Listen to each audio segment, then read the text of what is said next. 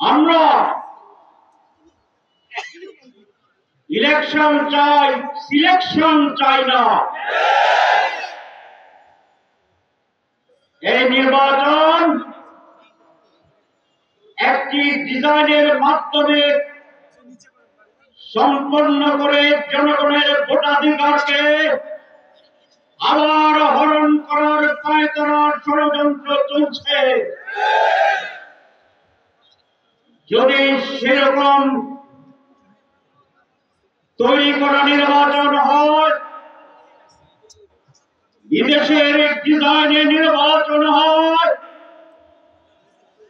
তাহলে বাংলার মানুষ জীবন এবং রক্ত দিয়ে একটি সুষ্ঠু নির্বাচন আদায় করবে ইনশাআল্লাহ। আমরা আবারও বলতে চাই মাইকে, বাংলাদেশ জামাত ইসলামী নির্বাচনে যেতে চায়,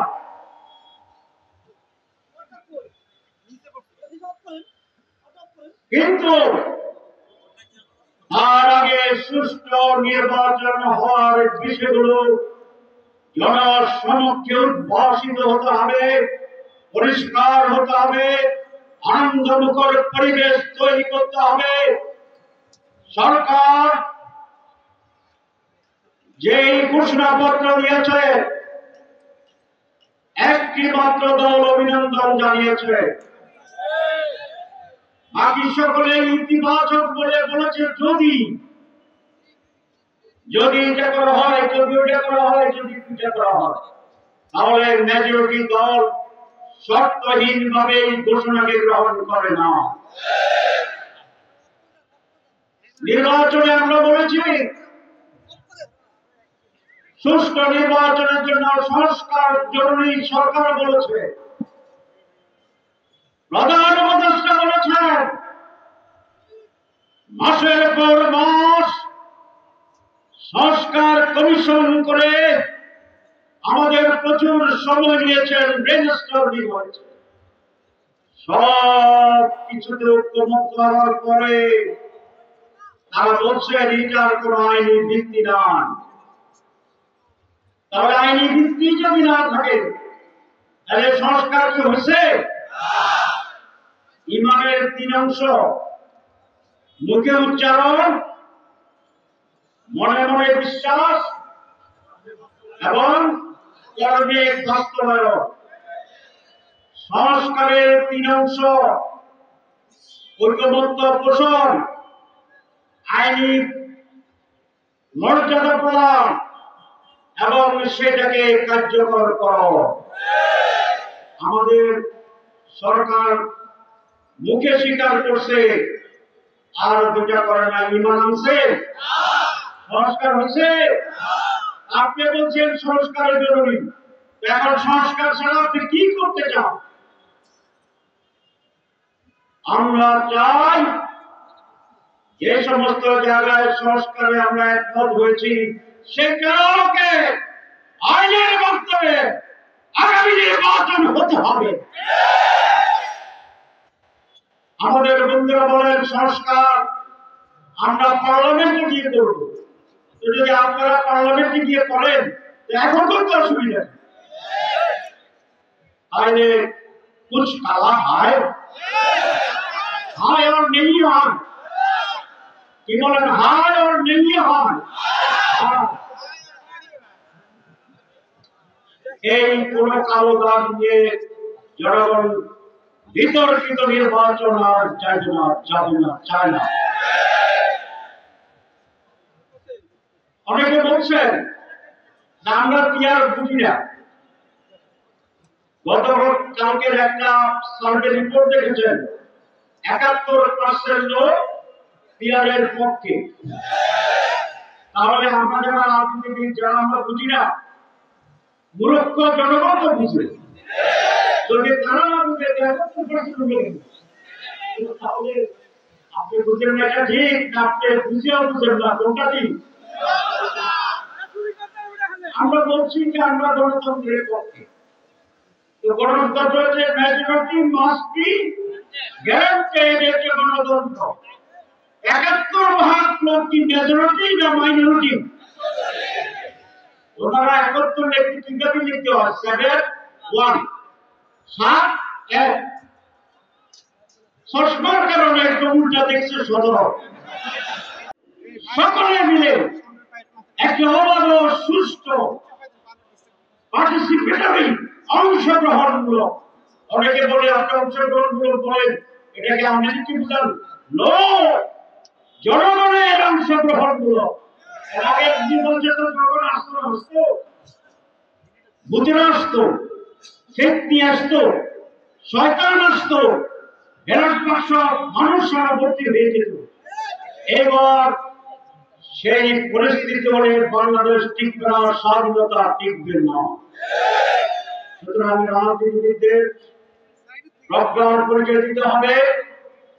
দেশের জন্য যেটা করলাম সেই ব্যাপারে আসল আলাপ আলোচনার মাধ্যমে আমরা একটি নির্বাচনের সুষ্ঠু পরিবেশ তৈরি করার জন্য উদ্যোগ গ্রহণ করি। আমি সরকার প্রধানকে বলবো, এটি আপনার মৌলিক দায়িত্ব। আপনি মালয়েশিয়ায় বলেছেন সুষ্ঠু ঐতিহাসিক নির্বাচন করবেন, এটা মুখের কথা। তাহলে আপনি সেই ব্যবস্থা গ্রহণ করুন। লেভেল প্লেইং ফিল্ড তৈরি করুন। সংস্কারকে আইনিক বৈধতা দেন। অনেকে অপপ্রচার করে যেটা অনেক সময় লাগবে, কিন্তু লাগবে না, 1 সপ্তাহ। তাহলে আমার উপর দায়িত্ব দেন। আমি দায়িত্ব দিচ্ছেন, আপনি আব্দুল্লাহ মোহাম্মদ তাহেরকে দায়িত্ব দেন। আমরা আপনাকে আইনের রাস্তা দেখে দেব, সংবিধানের কি উপায় আছে সেটা দেখাই দেব। যদি আমরা দেখাইতে পারি, প্রমাণ করতে পারি, রাস্তা তৈরি করতে পারি, তাহলে তো আপনার কোনো সমস্যা করার কথা। কিন্তু মানুষকে আর বোকা বানানোর সুযোগ হবে না।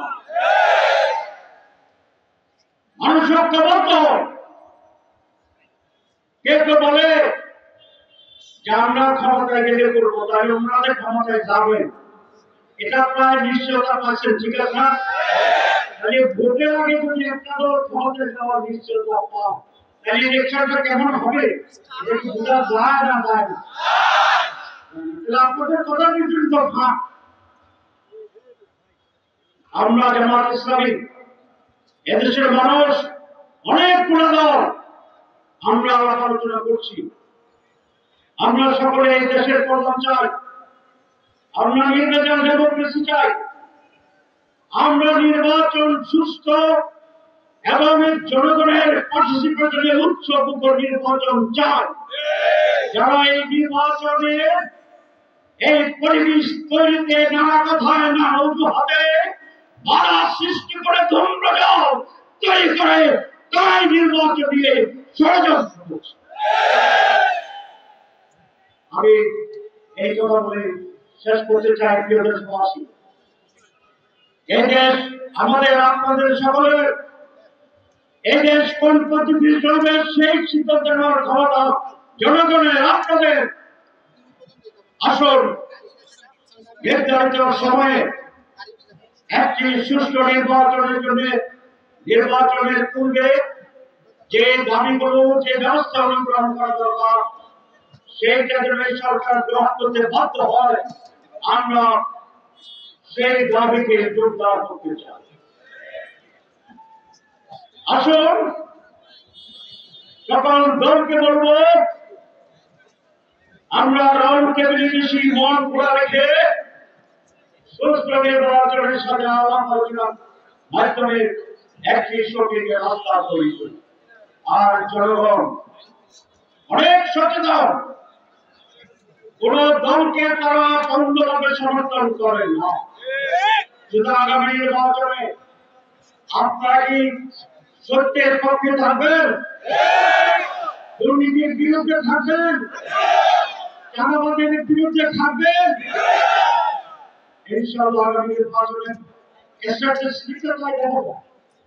যারা সাদাবাদের বিরুদ্ধে তারা উঠতেছে, আর যারা চাঁদাবাজের বিরুদ্ধে নয় তারা আস্তে আস্তে নামতেছে। ব্যবধান কি খুব বেশি? আর আছে কয় মাস? 5 মাস। যদি এইভাবে কেউ নামতে থাকে, কেউ যদি উঠতে থাকে, তাহলে 5 মাসের ব্যবধানে ভোটের আগের সপ্তাহ এটা না নাই যদি পুরুষ যেতে পারে ইনশাআল্লাহ।